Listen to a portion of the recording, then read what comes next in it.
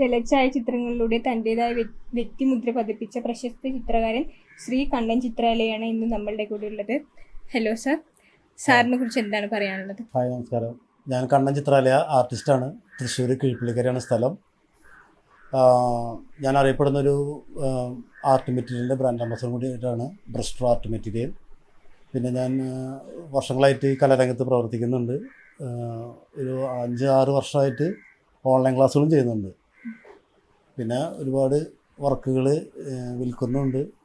അതുപോലെ ഒരുപാട് ഓൺലൈൻ വഴിക്ക് ഓർഡറുകളായിട്ട് പെയിൻറ്റിങ് സെയിൽ ചെയ്യുന്നുണ്ട്.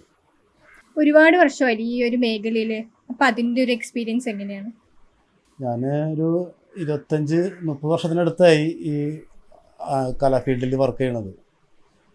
അപ്പോൾ ഒരുപാട് എക്സ്പീരിയൻസ് ഉണ്ട്. ഇപ്പോൾ ഒരുപാട് ചിത്രകാരന്മാരുടെ ചിത്രങ്ങളൊക്കെ കണ്ടിട്ടാണ് നമുക്കിതിലേക്ക് കൂടുതലായിട്ട് ഇൻസ്പിറേഷൻ വന്നിട്ടുള്ളത്. അങ്ങനെ നമ്മൾ ഒരുപാട് വലിയ വലിയ കലാകാരന്മാരുടെ ചിത്രങ്ങൾ കണ്ട് അതുപോലെ ചെയ്യാനും. സാറിൻ്റെ ഇത്ര വർഷത്തെ ഒരു ജേണി ഈ ഒരു ആർട്ടിൽ ഇതിൽ തുടങ്ങിയിട്ട് എത്രയായി? ഞാൻ സത്യം പറയുകയാണെങ്കിൽ ഞാനൊരു 9ാം ക്ലാസ്സിൽ ഒക്കെ പഠിക്കുമ്പോൾ അതിൻ്റെ വെക്കേഷനിലാണ് ഞാൻ ശരിക്കും ഒരു എൻ്റെ ആദ്യകാലങ്ങളിൽ ഞാനിങ്ങനെ ഒരു പബ്ലിസിറ്റി ആർട്ട് വർക്കായിരുന്നു. പരസ്യങ്ങളുടെ വർക്കുകൾ, ബാനർ, ബോർഡൊക്കെ വരയ്ക്കാനും എഴുതാനും ഒക്കെ ആയിട്ട് പോകേണ്ടി വന്നു. കാരണം നമ്മളെ വീട്ടിലെ സാഹചര്യമൊക്കെ വളരെ മോശമായിരുന്നു. അമ്മയുടെ അമ്മയൊക്കെയാണ് നോക്കി വളർത്തിയിട്ടുള്ളത്. അപ്പോൾ ജോലിക്ക് പോകേണ്ടത് അത്യാവശ്യമായിരുന്നു, വീട്ടിലത്തെ സാമ്പത്തിക ബുദ്ധിമുട്ടൊക്കെ ആയിട്ട്. അപ്പോൾ അങ്ങനെയാണ് 9ാം ക്ലാസ് പഠിക്കുമ്പോൾ എനിക്കിങ്ങനെ വരയോടുള്ള ഇഷ്ടം കൊണ്ട് പബ്ലിസിറ്റി ആർട്ട് വർക്കിന് വേണ്ടി ഇറങ്ങിയിട്ടുള്ളത്. അതിൽ ഒരു 5-6 വർഷത്തോളം ആ ഒരു മേഖലയിൽ ഞാൻ പോയിട്ട് അത്യാവശ്യം കുടുംബജീവിതമൊക്കെ നല്ല രീതിയിലൊക്കെ ജീവിച്ചു പോന്നു. പിന്നെയാണ് ഫുൾ ടൈം ആർട്ടിസ്റ്റായിട്ട് പിന്നെ മാറിയത്. അപ്പം അങ്ങനെ പോയാലും ഒരു 20-25 വർഷത്തെ എക്സ്പീരിയൻസ് ഉണ്ട്. നമ്മളിപ്പോൾ ഒരു പുതിയ വർക്ക് സ്റ്റാർട്ട് ചെയ്യുന്നത് അത്ര ഈസി അല്ലല്ലോ. നമ്മൾക്ക് എന്തെങ്കിലും ഇൻസ്പയർ ചെയ്യുന്ന എന്തെങ്കിലും ഉണ്ടാകാൻ പറ്റില്ല, നമുക്കൊരു പുതിയ വർക്ക് സ്റ്റാർട്ട് ചെയ്യാൻ പറ്റുള്ളൂ. അപ്പോൾ സാറിന് ഇൻസ്പയർ ചെയ്തിട്ടുള്ള ഒരു വർക്ക് എന്താണ്? ഞാൻ ഇപ്പോൾ സാധാരണ എല്ലാ മീഡിയത്തിലും വർക്ക് ചെയ്യും. വാട്ടർ കളർ തൊട്ട് സോഫ്റ്റ് പേസ്റ്റിൽ, ഓയിൽ പേസ്റ്റിൽ, അതുപോലെ ചെയ്യാത്ത മീഡിയങ്ങളൊന്നും ഇല്ല. എല്ലാത്തിനും പരീക്ഷിക്കുന്നത് എനിക്കൊരു വളരെ ഇഷ്ടമുള്ളൊരു കാര്യമാണ്. ആർട്ടായാൽ മതി. പക്ഷെ കൂടുതലും ഞാൻ വാട്ടർ കളറിനോടാണ് കൂടുതൽ താല്പര്യം കാണിക്കുന്നത്. അതിൻ്റെ ഒരു ബ്ലെൻഡിങ്ങും വെറ്റ് ഓൺ വെറ്റ് ബ്ലെൻഡിങ്ങും ഒക്കെ വളരെ ഇഷ്ടമാണ് ആദ്യമേ തന്നെ. പിന്നെ ഈ ഇൻസ്പിറേഷൻ എന്ന് പറയുന്നത് എല്ലാ ചിത്രം വരയ്ക്കുമ്പോഴും ഇൻസ്പിറേഷൻ തന്നെയാണ്. അത് വലിയ കലാകാരന്മാരുടെ ചിത്രങ്ങൾ കാണുമ്പോഴാണ് കൂടുതൽ ഇൻസ്പിറേഷൻ നമുക്ക് വരുന്നത്. ഇപ്പോൾ ഈ വാട്ടർ കളർ പോർട്രേറ്റിലൊക്കെ ഞാൻ ഒരുപാട് വ്യത്യസ്തമായ ശൈലിയിൽ കൊണ്ടുവരാൻ ശ്രമിക്കുന്നുണ്ട്. അതിനൊക്കെ എല്ലാത്തിനും ഇൻസ്പിറേഷൻ പുറത്തുള്ള വിദേശ കലാകാരന്മാർ തന്നെയാണ്. അവരുടെ വർക്കുകളാണ് കൂടുതലും ഇൻസ്പയർ ചെയ്തിട്ടുള്ളത്. സാറിൻ്റെ ആർട്ട് കണ്ടിട്ട് ഒരുപാട് പേര് റെസ്പോൺസ് ചെയ്തിട്ടുണ്ടാവുമല്ലോ. അതിൽ ഏറ്റവും കൂടുതലായിട്ട് സാറിന് മറക്കാൻ പറ്റാത്തൊരു റെസ്പോൺസ് എന്താണ്? ഞാനിപ്പോൾ ഈ സോഷ്യൽ മീഡിയയിൽ ചിത്രങ്ങൾ പോസ്റ്റ് ചെയ്ത് തുടങ്ങിയിട്ടൊരു 6-7 വർഷത്തോളമായിട്ടുണ്ടാവും. 8 വർഷത്തോളമൊക്കെ ആയിട്ടുണ്ടാവും. അതിന് മുൻപ് നമ്മൾ വരച്ചു തുടങ്ങി. പക്ഷേ ചിത്രങ്ങൾ കൂടുതൽ ആൾക്കാർ കാണുന്നത് സോഷ്യൽ മീഡിയയിലൂടെയാണ്. അപ്പോൾ അങ്ങനെ ഒരുപാട് ചിത്രങ്ങളൊക്കെ ഷെയർ ആയി പോകാറുണ്ട്. എൻ്റെ ചിത്രങ്ങളൊക്കെ ഇഷ്ടപ്പെട്ടിട്ട് ഒരുപാട് റെസ്പോൺസും അങ്ങനെയൊക്കെ ഒരുപാട് ആൾക്കാർ നല്ല നല്ല കമൻറ്റുകളും പ്രോത്സാഹനമൊക്കെ കിട്ടാറുണ്ട് സോഷ്യൽ മീഡിയയിൽ നിന്ന്. അതിൽ നിന്ന് ഞാൻ വരച്ചൊരു ചിത്രം എൻ്റെ അമ്മാമ്മയുടെ ചിത്രമായിരുന്നു. എൻ്റെ അമ്മയുടെ ചിത്രം. ആൾ മരിക്കുന്നതിനുള്ള തൊട്ട് മുൻപ് ഞാനൊരു എൻ്റെ മൊബൈലിലാണ്, ചെറിയ പഴയ മൊബൈലായിരുന്നു. അതിൽ ക്ലിക്ക് ചെയ്തിട്ട് ഒരു ഫോട്ടോ ഞാനത് നോക്കി വാട്ടർ വരച്ചിരുന്നു, വാട്ടർ പെയിൻറ്റിങ് ചെയ്തിരുന്നു. അത് കണ്ടിട്ട് USA എൻ്റെ നാട്ടുകാരനാണ് ആൻഡോ സാർ എന്ന് പറയും. ആൻഡോ ചിറ്റിലപ്പള്ളി, ഇവിടെ അടുത്താണ് സ്ഥലം. ഇദ്ദേഹം കണ്ടിട്ട് പറഞ്ഞു അമ്മാമ്മയുടെ ചിത്രം വളരെ നന്നായിട്ടുണ്ട്. അതാണ് പിന്നീട് അദ്ദേഹത്തിനോട് വളരെയധികം കമ്പനി. അപ്പോൾ അതാണ് മറക്കാനാവാത്തൊരു റെസ്പോൺസ് എന്നുള്ള എനിക്ക് പെട്ടെന്ന് ഓർമ്മ വരുന്നത്. ഒരുപാടുണ്ട്, എങ്കിലും അദ്ദേഹം എൻ്റെ അമ്മാമ്മയുടെ ചിത്രം വരച്ചിട്ട് കണ്ടിട്ട് ഇഷ്ടപ്പെട്ടിട്ടാണ്. പിന്നെ പ്രിയപ്പെട്ട ചിത്രം അത് തന്നെയായിരുന്നു, അമ്മാമ്മയുടെ ഒരു പോർട്രേറ്റ്. പിന്നെ സാറിന് ഏത് ആർട്ടിനോടാണ് കൂടുതൽ താല്പര്യം? എനിക്ക് സത്യത്തിൽ എല്ലാ ആർട്ടിനോടും താല്പര്യമാണ്. പെയിൻറ്റിങ്, ഹാൻഡ് മെയ്ഡ് വർക്കായിട്ടുള്ള എല്ലാ എല്ലാ മീഡിയത്തിനോടൊക്കെ വളരെ താല്പര്യമുള്ള ഒരാളാണ്. പക്ഷെ കൂടുതലും ഇഷ്ടം എനിക്ക് ഇപ്പോൾ റിയലിസ്റ്റിക് ഉണ്ട്, അതുപോലെ റിയലിസം, ഇംപ്രഷനിസം, അങ്ങനെയൊക്കെ ഉണ്ടല്ലോ. ഓരോ ആർട്ടിന് ഓരോരോ തലങ്ങളുണ്ട്. അതിലെനിക്ക് ഈ റിയലിസ്റ്റിക്കിനോട് എനിക്ക് അത്ര അങ്ങോട്ട് ഒരു താല്പര്യക്കുറവുണ്ട്. ഹൈപ്പർ റിയലിസ്റ്റിക് ഒന്നും അങ്ങനെ ചെയ്യാറില്ല. പക്ഷേ ചില ചിത്രങ്ങളൊക്കെ നമ്മൾ വരയ്ക്കുമ്പോൾ ഓട്ടോമാറ്റിക്കായിട്ട് റിയലിസ്റ്റിക് ആയിട്ട് മാറും ചെയ്യും. അങ്ങനെയും വരാറുണ്ട്. കൂടുതൽ ഇഷ്ടം ഈ അബ്സ്ട്രാക്റ്റ് പെയിൻറ്റിംഗ് ആണ്. അതായത് വളരെ ചുരുങ്ങിയ സ്ട്രോക്ക് കൊണ്ട് ഫീൽ ഉണ്ടാക്കിയെടുക്കുക. ചിത്രത്തിൽ കാണുന്നവർക്ക് നല്ലൊരു കാഴ്ച അതിൽ സമ്മാനിക്കുക, അതിൻ്റെ യഥാർത്ഥ കാഴ്ചയിലേക്ക് കൊണ്ടുപോകുക വളരെ ചെറിയ സ്ട്രോക്കിൽ. അതാണ് ഏറ്റവും കൂടുതൽ കഴിവെന്ന് എനിക്ക് തോന്നുന്നു കലാകാരന്മാരുടെ. ഇപ്പോൾ ഇഷ്ടംപോലെ കലാകാരന്മാർ നമ്മുടെ ഇന്ത്യയിലുണ്ട്, ഇന്ത്യക്കകത്തും പുറത്തൊക്കെ കേരളത്തിലുണ്ട്. അപ്പോൾ അതൊക്കെ കാണുമ്പോഴാണ് നമുക്ക് കൂടുതൽ താല്പര്യം. അപ്പോൾ അബ്സ്ട്രാക്റ്റ് പെയിൻറ്റിങ്ങിനോടാണ് എനിക്ക് താല്പര്യം. ഇപ്പോൾ റിയലിസ്റ്റിക് പെയിൻറ്റിങ്ങിനോട് അത്ര താല്പര്യമില്ലാത്ത വേറെ ഒന്നുമില്ല. ഈ ഹൈപ്പർ റിയലിസ്റ്റിക് ഒക്കെ ചെയ്ത് കഴിഞ്ഞാൽ അതിനൊന്നും വലിയ ടാലൻറ്റ് വേണ്ട.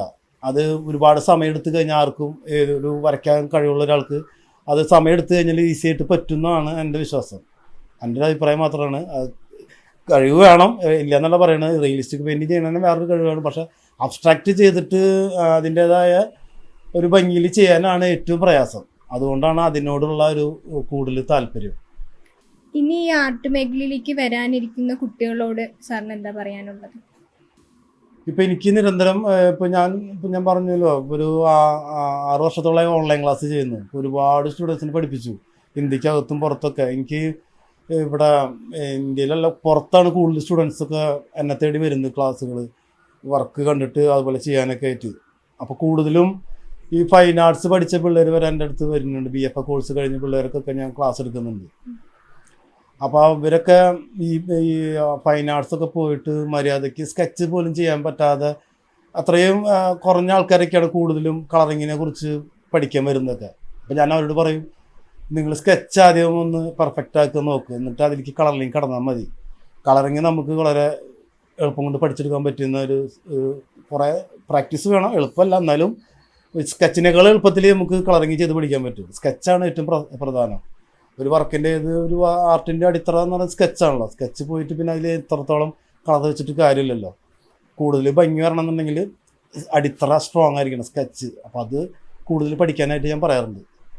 സാറിൻ്റെ ഗുരു എപ്പോൾ തൊട്ടാണ് സാറിത് തുടങ്ങിയത്? സാറിൻ്റെ ഗുരു ആരാണ്? ഗുരുക്കന്മാരെന്ന് പറയാനായിട്ട് ഇല്ല. കാരണം ഞാൻ കാണുന്നതൊക്കെ എല്ലാവരും ഗുരുക്കന്മാരാണ്. ഇപ്പോൾ വർക്കുകൾ കാണാമെന്ന് അറിയില്ല. ഇപ്പോൾ നമ്മളിപ്പോൾ പണ്ട് ഒരുപാട് ഇപ്പോൾ ഒരു കഥാപുസ്തകമായാലും ഒരു അമർ ചിത്രകഥയായാലും ബാലമംഗളം അങ്ങനെയുള്ള പുസ്തകങ്ങളായാലും കുട്ടിക്കാലത്ത് കിട്ടുന്ന മാസികകളിലൊക്കെ വരുന്ന ചിത്രങ്ങളായാലും അതൊക്കെ കണ്ടിട്ടാണ് നമ്മൾ ഈ വരയോട് കൂടുതൽ താല്പര്യം കാണിക്കുന്നത്. അപ്പോൾ അതിൽ കാണുന്ന ആർട്ടിസ്റ്റുകളൊക്കെ ഗുരുക്കന്മാരായിട്ട് തന്നെയാണ് കാണുന്നത്. അങ്ങനെ നോക്കുമ്പോൾ ഗുരുക്കന്മാർ ഇഷ്ടം പോലെയാണ്. പക്ഷേ ഞാനൊരു ആർട്ട് പഠിക്കാനായിട്ട് ഒരു ഗുരുക്കന്മാരുടെ അടുത്ത് പോയിട്ടില്ല. ആരുടെ കീഴിലും ഇല്ല, പോയിട്ടില്ല. സ്വയം പഠിച്ചെടുത്തു എന്ന് തന്നെ പറയാം. ചെറുപ്പം തൊട്ടുള്ള അങ്ങനെ ഒരു കലാവാസന ഉള്ളത് കൊണ്ട്, ദൈവം സഹായിച്ചൊരു കല ഉള്ളത് കൊണ്ട് അങ്ങനെ കൂടുതൽ കാണാനും കണ്ടു കഴിഞ്ഞാൽ പെട്ടെന്ന് നമുക്ക് അത് മെമ്മറിയിലേക്ക് അത് വരുന്നത് കാരണം കൊണ്ടാണ് വരയിലേക്ക് കൂടുതൽ ചെയ്യാൻ പറ്റിയത്. സാറിൻ്റെ ഫാമിലി എത്രത്തോളം സപ്പോർട്ടീവാണ് ഈ ഒരു ഇതിൽ? എല്ലാവരും സപ്പോർട്ടാണ്. എനിക്ക് എൻ്റെ വീട്ടിൽ എൻ്റെ അമ്മ, ഭാര്യ, 3 ചെറിയ കുട്ടികൾ ഒരു സ്കൂളിലാണ് പഠിക്കുന്നത്. എല്ലാവരും സപ്പോർട്ട് തന്നെയാണ്. ഞാൻ ഫുൾ ടൈം ഇവിടെ വീട്ടിൽ ഈ നമ്മുടെ വീടിൻ്റെ മുകളിൽ ഇവിടെ സ്റ്റുഡിയോയിലാണ് ഞാൻ വർക്ക് ചെയ്യണത്. അപ്പോൾ എനിക്ക് വേണ്ട എല്ലാ കാര്യങ്ങളും ചെയ്തു തരുന്നത് വീട്ടുകാർ തന്നെയാണ്. അപ്പോൾ ജോലിക്ക് വേറെ പുറത്തേക്കൊന്നും പോകണ്ട. ഇപ്പോൾ ഓർഡറുകൾ വരുന്നുണ്ട്, അതിനുശേഷം വരയ്ക്കുന്നു. എനിക്ക് വേണ്ട എല്ലാ കാര്യങ്ങളും ചെയ്ത് തരുന്നു. പിന്നെ ചിത്രങ്ങളൊക്കെ വരച്ചതൊക്കെ ഷിപ്പ് ചെയ്യാനായിട്ട് എൻ്റെ ഭാര്യയാണ് പോവാറ്. അപ്പോൾ പിന്നെ ഈ സാധനങ്ങൾ കഴിയുമ്പോൾ ഇപ്പോൾ ക്യാൻവാസ് പെയിൻറ്റും കഴിയുമ്പോൾ തൃശ്ശൂർ ടൗണിൽ പോയിട്ട് വാങ്ങിയിട്ട് അമ്മയാണ് പോവാറ്. അപ്പോൾ എല്ലാവരും സപ്പോർട്ടാണ്. സാറിൻ്റെ ഡെയിലി റുട്ടീനൊക്കെ എങ്ങനെയാണ്? ഒരു ദിവസം തുടങ്ങുന്നതല്ലേ, അതത് രാവിലെ ഞാനൊരു 6 മണി 6:30 എനിക്ക് എഴുന്നേറ്റിട്ട് കുറച്ച് വർക്കൗട്ടൊക്കെ ഉണ്ട്. ജിമ്മും ഒക്കെ കഴിഞ്ഞ് 10 മണിയാകുമ്പോൾ വീട്ടിൽ വന്ന് കുളി കഴിഞ്ഞ് ഭക്ഷണം കഴിച്ച് വീണ്ടും വരയ്ക്കാതിരിക്കലാണ്. പിന്നെ ഒരു ഉച്ചയാകുമ്പോൾ ഭക്ഷണം കഴിച്ചിട്ട് വീണ്ടും വരാൻ വൈകുന്നേരം ഒരു 9 മണി വരെ ഞാൻ ഈ ആർട്ടിൽ തന്നെ ആയിരിക്കും. ഈ ക്ലാസ്സുകളൊക്കെ എടുക്കുന്നത് എങ്ങനെയാണ്? ആ ടൈമിങ്ങും കാര്യങ്ങളൊക്കെ? ക്ലാസ്സുകൾ ഇപ്പോൾ ഗ്രൂപ്പ് ക്ലാസ്സുകളായിരുന്നു കൂടുതലും. പിന്നെ ഇപ്പോൾ പ്രൈവറ്റ് ഇൻഡിവിജ്വൽ ക്ലാസ്സുകളായി മാറി. ഇപ്പോൾ ഗ്രൂപ്പ് ക്ലാസ്സിന് ഇപ്പോൾ അടുത്ത് ചെയ്തിട്ട് ഇപ്പോൾ ഒരു കുറച്ച് നാളുകളായി. അപ്പോൾ സെപ്പറേറ്റ് ക്ലാസ്സുകളുണ്ട് ഓരോരുത്തർക്കും ഉള്ള ക്ലാസ്സുകൾ. അത് ശനി ഞായറൊക്കെയാണ്, വീക്കെൻഡിലാണ് വരുന്നത്. ശനി ഞായറൊക്കെ 4 PM വൈകിട്ട് 4 മണിക്ക് 6 മണിക്കൊക്കെയാണ് ക്ലാസ്സുകളുള്ളത്. പുറത്ത് പോയിട്ട് ക്ലാസ്സൊക്കെ എടുക്കാറുണ്ടോ? പുറത്ത് പോയി എടുക്കാറൊക്കെ ഓരോ ക്ലാസ്സുകൾ, ഇപ്പോൾ ഓരോ കോളേജുകാരൊക്കെ എന്നെ വിളിക്കാറുണ്ട്, ഓരോ വർക്ക്ഷോപ്പും ക്ലാസ്സുകളും ഒക്കെ ആയിട്ട്. ഒരു ദിവസത്തെ ടീച്ചിങ്ങിനൊക്കെ ആയിട്ട് ഞാൻ പോകാറുണ്ട്, എറണാകുളം ഒക്കെ പോകാറുണ്ട് ഇടയ്ക്കിടയ്ക്ക്. സാറിന്റെ കുട്ടിക്കാലം എങ്ങനെയായിരുന്നു? കുട്ടിക്കാലം നേരത്തെ ഞാൻ പറഞ്ഞിരുന്നല്ലോ, ഞാൻ സ്കൂൾ ലൈഫ് മാത്രമേ ഉണ്ടായിട്ടുള്ളൂ. എൻ്റെ ലൈഫിൻ്റെ കാര്യം ഞാൻ നേരത്തെ പറഞ്ഞിരുന്നല്ലോ. അപ്പോൾ ഞാൻ വരച്ചു തുടങ്ങിയതൊരു എനിക്ക് ഓർമ്മ വെച്ച നാൾ മുതൽ ഞാൻ വരച്ചു തുടങ്ങി. ഒരു 4-5 വയസ്സിലൊക്കെ വരാൻ തുടങ്ങിയിരുന്നു. അങ്ങനെ സ്കൂൾ ജീവിതത്തിൽ ഇങ്ങനെ ഈ ഓരോ കലാമത്സരങ്ങളൊക്കെ വരുമല്ലോ സ്കൂളിലൊക്കെ, അപ്പോൾ അതിലൊക്കെ പങ്കെടുക്കാറുണ്ട്. അപ്പോൾ അതിൽ പങ്കെടുക്കുമ്പോൾ അപ്പോൾ എനിക്ക് വരയ്ക്കാനുള്ളൊരു കഴിവുണ്ടെന്ന് ആദ്യം മനസ്സിലാക്കിയത് ടീച്ചർമാരാണ്. അപ്പോൾ അവർ പറഞ്ഞു, അങ്ങനെയാണെങ്കിൽ കണ്ണൻ നീ ഇതിൽ പങ്കെടുക്ക് എന്നൊക്കെ പറഞ്ഞു. അപ്പോൾ ഞാനത് വീട്ടുകാർ പറയും പങ്കെടുക്കാൻ പറയും. ഓക്കെ. അപ്പോൾ ഞാനങ്ങനെ ആദ്യത്തെ ഒരു മത്സരത്തിൽ 7ാം ക്ലാസ്സിൽ പഠിക്കുമ്പോഴാണ് ഫസ്റ്റ്. അന്ന് ചെറുപ്പത്തിൽ 5ാം ക്ലാസ് 6ാം ക്ലാസ് പഠിക്കുമ്പോൾ മത്സരം ഉണ്ടായിരുന്നു, പക്ഷെ പേടിയായിരുന്നു പങ്കെടുക്കാനായിട്ട്. കാരണം അന്ന് ഒരുപാട് നന്നായി വരയ്ക്കുന്ന ഒരുപാട് വിദ്യാർത്ഥികളുണ്ട്. എൻ്റെ സ്കൂളിൽ തന്നെ പഠിക്കുന്ന വിദ്യാർത്ഥികൾ തന്നെ. അപ്പോൾ അവരുടെ ആ ഒരു വര കാര്യങ്ങളും കണ്ടപ്പോൾ ഞാൻ അവരുടെ അടുത്ത് എത്തുമോ, അല്ലെങ്കിൽ ഞാൻ പങ്കെടുത്താൽ എനിക്ക് എന്തെങ്കിലും സമ്മാനം കിട്ടുമോ, സമ്മാനം കിട്ടില്ലെങ്കിൽ വിഷമം, അങ്ങനെയൊക്കെ ഒരുപാട് സംശയം, പേടിയായിരുന്നു. കലാമത്സരത്തിനോട് തന്നെ പേടിയായിരുന്നു. അവസാനമാണ് ഞാൻ 7ാം ക്ലാസ്സിലെത്തിയപ്പോൾ എനിക്ക് തോന്നിയത്. അപ്പോൾ എൻ്റെ ഒരു ഡ്രോയിങ് മാഷ് ഉണ്ടായിരുന്നു ഇവിടെ കീഴ്പള്ളി, കരാഞ്ചിറാണ് എൻ്റെ school, saint Xavier's high school Karanchira, അവിടെയാണ് പഠിച്ചിട്ടുള്ളത്. അവിടുത്തെ ഒരു അധ്യാപകനുണ്ട്, ഡ്രോയിങ് ടീച്ചർ സുബ്രഹ്മണ്യ മാഷ്. അദ്ദേഹം പറഞ്ഞു തന്ന ഒരുപാട് ഐഡിയ ഇപ്പോഴും എൻ്റെ മനസ്സിലുണ്ട്. അതാണല്ലോ ആദ്യത്തെ നമ്മൾ സ്കൂളിൽ പഠിക്കുമ്പോൾ നമുക്ക് പറഞ്ഞു തരുന്ന അതും എനിക്ക് മറക്കാൻ പറ്റില്ല. അപ്പോൾ അദ്ദേഹം പറഞ്ഞു മത്സരത്തിൽ പങ്കെടുക്കുമെന്ന് പറഞ്ഞു. അങ്ങനെയാണ് ഞാൻ 7ാം ക്ലാസ്സിൽ എത്തിയിട്ട് ഞാൻ ആദ്യമായിട്ട് മത്സരത്തിൽ പങ്കെടുത്ത്. അന്ന് എനിക്ക് 1ാം സ്ഥാനം കിട്ടി. അത് ഭയങ്കര സന്തോഷമായിരുന്നു. സർട്ടിഫിക്കറ്റും എല്ലാം കിട്ടി. പിന്നെ എല്ലാ കൊല്ലം വരുന്ന എല്ലാ മത്സരങ്ങളിലും യൂത്ത് ഫെസ്റ്റിവലിലൊക്കെ ഞാൻ പങ്കെടുക്കും. 7ാം ക്ലാസ്, 8ാം ക്ലാസ്, 9, 10 ഈ മത്സരങ്ങളിലൊക്കെ എല്ലാ വർഷവും ഫസ്റ്റ് എനിക്ക് തന്നെയായിരുന്നു. അപ്പോൾ എൻ്റെ സുഹൃത്തുക്കളുണ്ട് എൻ്റെ കൂടെ സെക്കൻഡ് ഒക്കെ ആയിട്ട് സുഹൃത്ത്. അപ്പോൾ അവരുടെ പ്രോത്സാഹനവും ടീച്ചർമാരും ഒക്കെ ഉണ്ടായിരുന്നു. അങ്ങനെയാണ് ഞാൻ പിന്നെ ഈ ജില്ലാടിസ്ഥാനത്തിൽ മത്സരം ഉണ്ടായിരുന്നുള്ളൂ.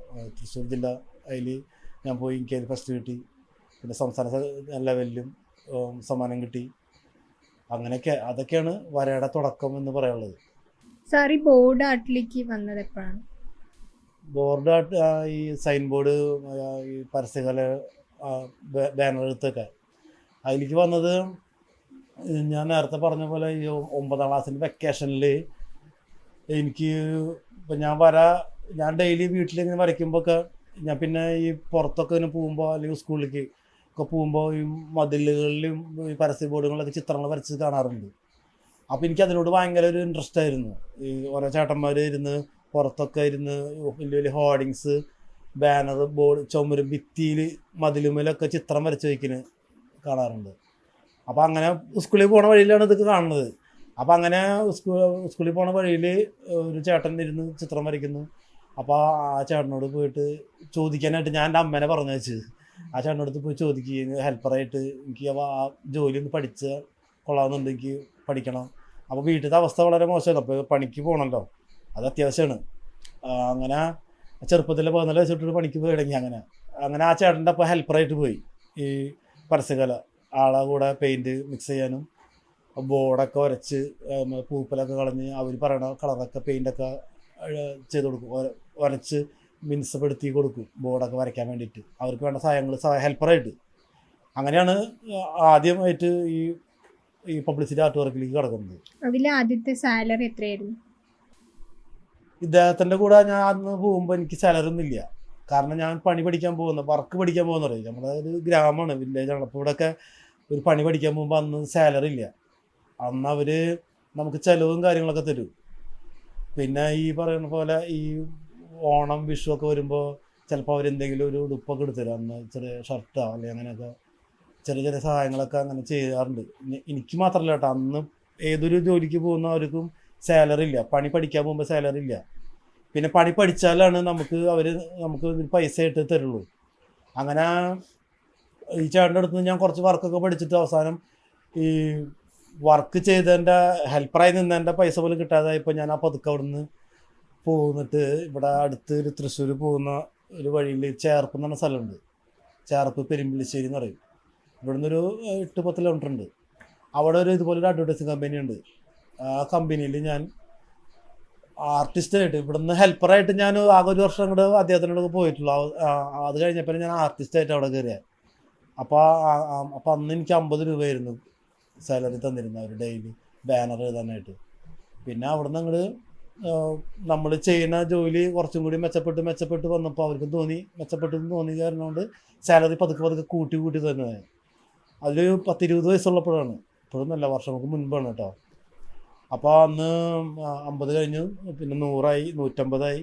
അങ്ങനെ തൃശ്ശൂർ ടൗണിലേക്ക് നമ്മൾ അങ്ങനെയാണല്ലോ, നമ്മൾ വർക്ക് പഠിക്കുന്നതോറും നമ്മൾ കൂടുതൽ പഠിച്ചു കഴിഞ്ഞാൽ കൂടുതൽ നല്ല നല്ല സ്ഥലങ്ങൾ ജോലി സ്ഥലം തേടി പോവും.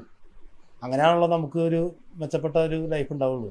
അതുകൊണ്ട് ഞാൻ തൃശ്ശൂർ ടൗണിലേക്ക് ലാസ്റ്റ് ഞാൻ അവിടെ ഒരുപാട് ആർട്ടിസ്റ്റുകൾ വർക്ക് ചെയ്യുന്ന ഒരു സ്ഥലമാണ്. അവിടെ പോയപ്പോഴാണ് ഇതിൻ്റെ യഥാർത്ഥത്തിലുള്ള ശമ്പളവും കാര്യങ്ങളൊക്കെ ഞാൻ മനസ്സിലാക്കുന്നത്. എനിക്ക് കൂടുതൽ കിട്ടിയതും അവിടെ നിന്ന് തന്നെയാണ്. തൃശ്ശൂർ ടൗണിൽ ഞാൻ ഒരു 6-7 വർഷത്തോളം തൃശ്ശൂർ ടൗണിൽ വലിയ ബോർഡുകൾ, സമ്മേളനങ്ങളിലെ കട്ടൗട്ടറൊക്കെ ഉണ്ടാവും. ഈ പാർട്ടികളുടെ സമ്മേളനങ്ങൾ, തുണി ബോർഡിലൊക്കെ ചിത്രങ്ങൾ വരയ്ക്കലൊക്കെ. അന്ന് ഒരു 2000 രൂപയ്ക്ക് വരെ ഞാൻ വർക്ക് ചെയ്തിട്ടുണ്ട്. പിന്നെ ഈ ഫൈൻ ആർട്ട് മേഖലയിലേക്ക് എങ്ങനെയാണ് വന്നത്? ഫൈൻ ആർട്ട് മേഖല എന്ന് പറയുന്നത് ഇപ്പോൾ ഞാൻ അന്ന് ചെയ്യുമ്പോൾ അന്ന് പ്രിൻറ്റിങ് ഒന്നുമില്ല. അന്നത്തെ കാലഘട്ടത്തിൽ കംപ്ലീറ്റ് വരയ്ക്കലല്ല. ഈ ബോർഡിലൊക്കെ ചിത്രങ്ങൾ വരച്ചിട്ടാണ് ആൾക്കാർ പരസ്യം ചെയ്തിരുന്നത്. ഇന്ന് അത് പ്രിൻറ്റിങ് മാറി. ഇന്നല്ല, കുറേ വർഷങ്ങൾക്ക് മുൻപ് പ്രിൻ്റായി മാറിയപ്പോൾ ഞങ്ങൾക്ക് ജോലി കുറഞ്ഞു. അപ്പോൾ ഈ ഫ്ലക്സ് പ്രിൻ്റൊക്കെ വന്നതോടുകൂടി പിന്നെ എനിക്ക് ഈ ജോലിയോട് മടുപ്പായി തുടങ്ങി. നമുക്ക് വിചാരിച്ചത്ര ശമ്പളം കിട്ടുന്നില്ല, ചിലവ് കൂടുതൽ.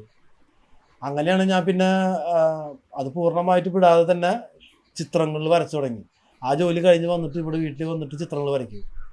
അപ്പോൾ അതിൽ വരച്ച് പിന്നെ ഒരുപാട് ഗ്രേറ്റ് ആർട്ടിസ്റ്റുമാരുടെ ചിത്രങ്ങൾ ഉള്ള പുസ്തകങ്ങളുണ്ട്, തൃശ്ശൂർ കിട്ടും. അങ്ങനെ ഒരുപാട് പുസ്തകങ്ങളൊക്കെ വാങ്ങി അതിൽ നിന്ന്, അന്ന് സോഷ്യൽ മീഡിയ ഒന്നും ഇല്ലല്ലോ, ഫേസ്ബുക്ക് ഇൻസ്റ്റാഗ്രാമൊന്നും ഇല്ല. അപ്പോൾ ഈ പുസ്തകം വാങ്ങിയിട്ട് അതിലുള്ള പെയിൻറ്റിങ്ങൾ നോക്കിയിട്ടാണ് നോക്കി മനസ്സിലാക്കുന്നത്. അതുപോലെയൊക്കെ ചെയ്യാൻ ശ്രമിച്ചിട്ടുണ്ട്. പിന്നെ നമ്മൾ സ്വയം അതങ്ങനെ വരച്ചു. അപ്പോൾ ആ പബ്ലിസിറ്റി ആർട്ട് വർക്കിൻ്റെ കൂടെ ഞാൻ ഈ ചിത്രങ്ങൾ വരച്ച് പോയി എന്നുള്ളതാണ് സത്യം. അതേപോലെ ഞാൻ പതുക്കെ അതിൽ നിന്ന് മാറാണ് ഉണ്ടായത്.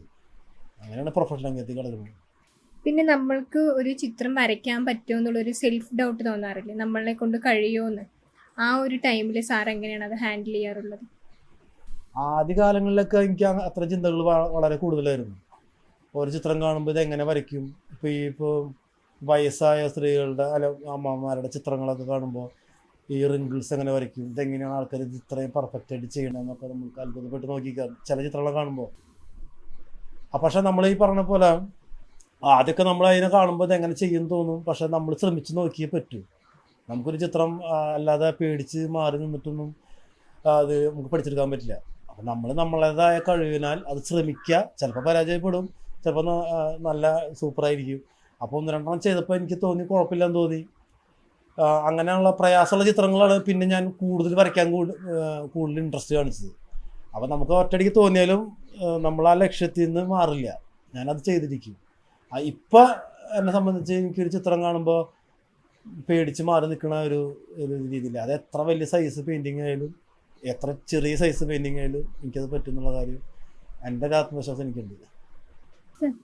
പിക്ചേഴ്സ് എങ്ങനെയാണ് സെലക്ട് ചെയ്യാറുള്ളത്? പിക്ചേഴ്സ് ഇപ്പോൾ ഇൻ്റർനെറ്റിൽ ഒരുപാട് ചിത്രങ്ങൾ നമുക്ക് കിട്ടാൻ ഉണ്ട്.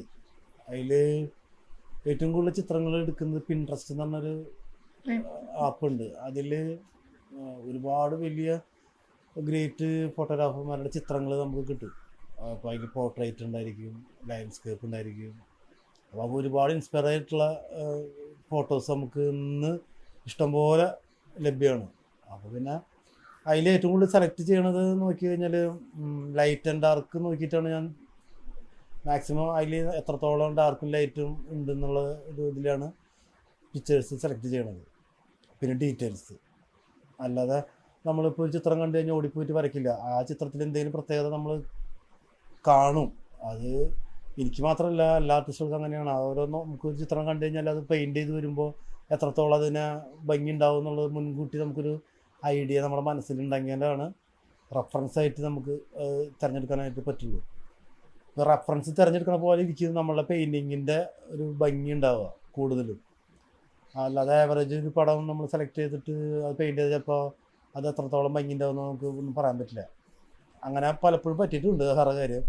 അപ്പോൾ ഞാൻ മാക്സിമം നല്ല ലൈറ്റും ഡാർക്കും അതിൻ്റെ സ്പെഷ്യാലിറ്റി, അത് ഏത് ടൈപ്പ് ചിത്രമാണ് എന്നൊക്കെ നോക്കിയിട്ട് പെയിൻറ്റ് ചെയ്താൽ എത്രത്തോളം ഭംഗി വരും അങ്ങനെയൊക്കെ നോക്കിയിട്ട് ചിത്രങ്ങൾ എടുത്ത് വരയ്ക്കാറുണ്ട്. പിന്നെ ഫോട്ടോ അതേപോലെ കോപ്പി ചെയ്യാറില്ല. ഫോട്ടോ വേറെ, പെയിൻറ്റിങ് വേറെ ആയിട്ട് നിൽക്കണം എപ്പോഴും. നമ്മളൊരു പെയിൻറ്റിങ് കണ്ടു കഴിഞ്ഞാൽ അത് വരച്ചതാണെന്ന് പറയണം. അവിടെയാണ് നമ്മളുടെ ഒരു കലാകാരൻ്റെ വിജയം എന്ന് ഞാൻ മനസ്സിലാക്കുന്നത്.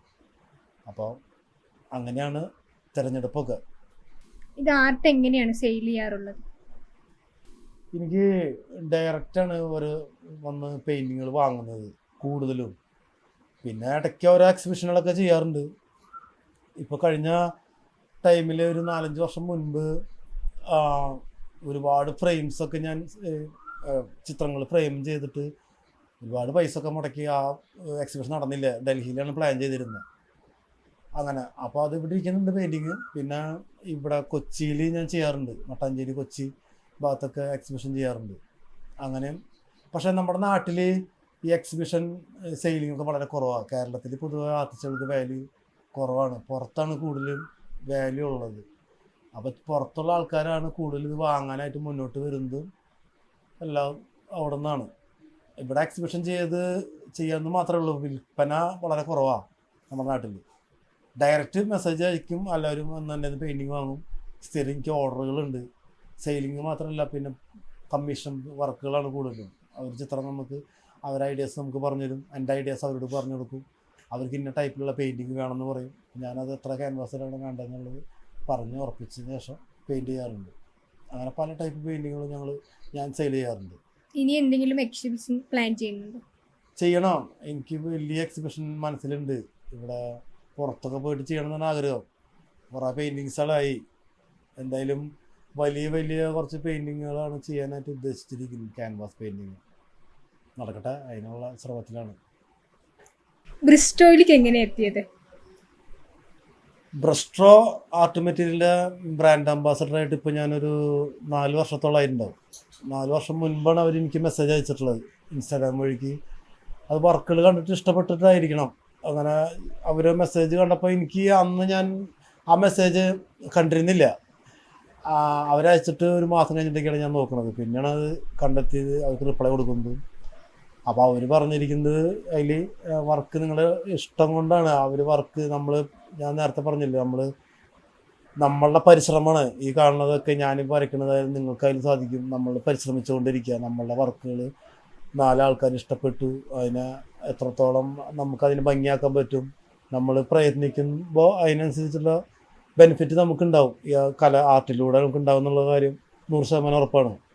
അപ്പം അങ്ങനെയൊക്കെ പരിശ്രമിച്ചതിൻ്റെ പ്രതിഫലമായിരിക്കാം എനിക്കിങ്ങനെയുള്ള ഓപ്പർച്യൂണിറ്റികൾ കിട്ടിയിട്ടുള്ളത് എന്ന് വിശ്വസിക്കുന്നു. കാരണം ഒരുപാട് വർക്കുകളും ചെയ്തു. അപ്പോൾ ഈ വർക്കൊക്കെ ഇഷ്ടപ്പെട്ടിട്ടാണ് അവർ ബ്രാൻഡിൻ്റെ ഒരാളാക്കി മാറ്റിയത്. അത് പദവി ഇപ്പോഴും ഞാൻ തുടരുന്നു. നല്ലൊരു ബ്രാൻഡാണ്. ഞാൻ ഉപയോഗിക്കുന്ന എല്ലാ പേപ്പറും ബ്രഷും പെയിൻറ്റും എല്ലാതും ബ്രസ്ട്രോ ആർട്ട് മെറ്റീരിയലാണ്.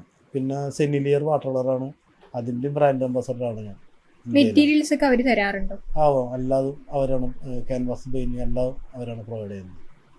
ഇത്രയും നേരം ഞങ്ങൾക്ക് വേണ്ടി സമയം ചെലവഴിച്ചതിന് ഒരുപാട് നന്ദി.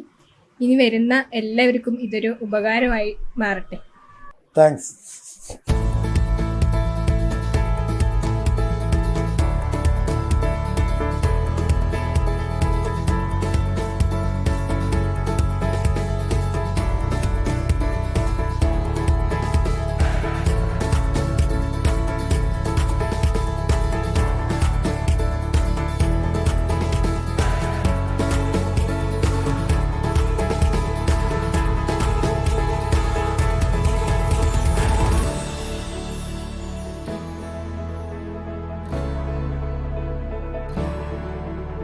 ഹായ്, എല്ലാവർക്കും ഈ ഒരു ഇൻ്റർവ്യൂ ഇഷ്ടമാവുമെന്ന് കരുതുന്നു.